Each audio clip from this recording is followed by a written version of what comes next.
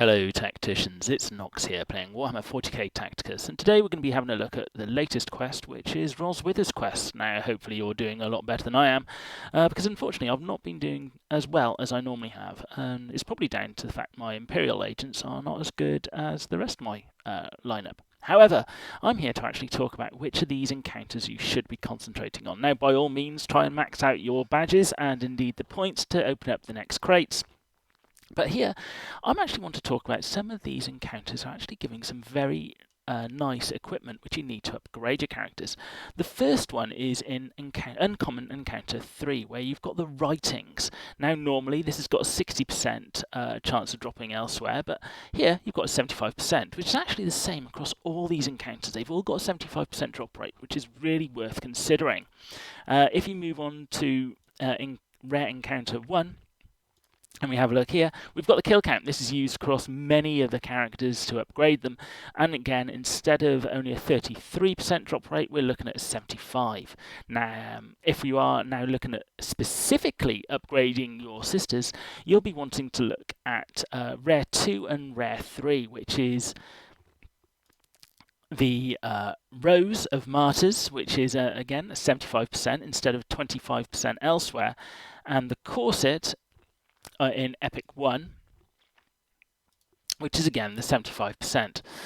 I did actually forget to mention Rare 3, which is the Hymn of Martyrs, again a 75% increase. So rather than sometimes concentrating on, oh, I've got to get those last couple of points to get the next chest, because if you look in the chests, you don't actually get that much. Sure, you get some badges and you get some experience, but really, it's actually repeating these encounters to get the equipment, which probably give you more bang for your buck, especially when it comes to the Corset or the Rose. Because to get Roswitha, as I have literally just this morning got her up to Gold 1, I needed something like, I think it was 18 Roses, another 9 Corsets, and that was just for the final Silver 3 to Gold 1. And you need about the same amounts to go from Silver 2 to Silver 3. They are really, really needed. Of course, you could be looking for other areas to purchase, and by all means have a look. Make sure that any of these encounters may have something you want. Like the rebreathers here, I believe they're used in the Black Templar quite often. The Iron Phoenix, I'm guessing that's going to be the Imperials as well. Make sure that there's something in here you want before you actually go and try and improve the points. You'll actually get more benefit from getting the equipment than you would of just getting the next item out of this box here.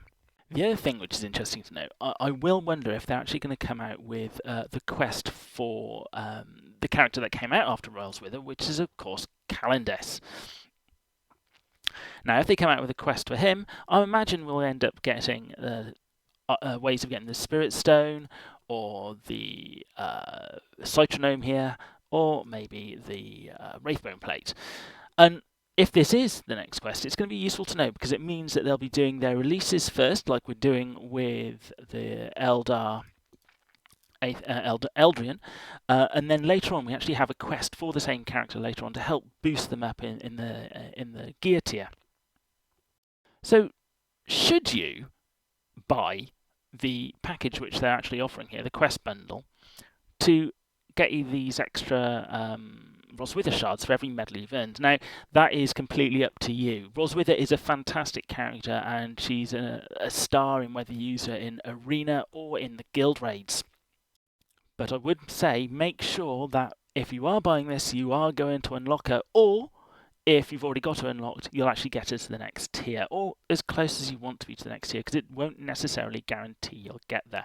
You do, of course, get 2 extra requisition scrolls in here, which is a nice add, but there's £16.49, which I'm going to guess is about the $20 in other countries.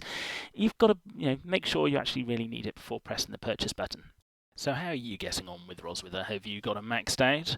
Are you still trying to unlock? Or are you more excited about what's going to be coming out next month with the Tau? And maybe you're saving your resources for then. You've also got the legendary Eldar to look forward to. And again, if you are looking forward to that, I would recommend getting your Eldari as leveled up as you can, just so that you are ready for whatever they throw at us. Assuming, of course, we need Eldari to get there, and not something like another faction like Chaos.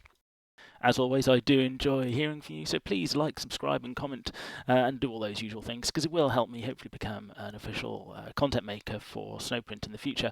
But please let me know, what do you want to see in the future from Snowprint? Is there a faction you'd like to come out next after the Tau? Is there something else they'd like to include to the game, such as guild v guild battles? Leave the comments below, and I'll see you next time.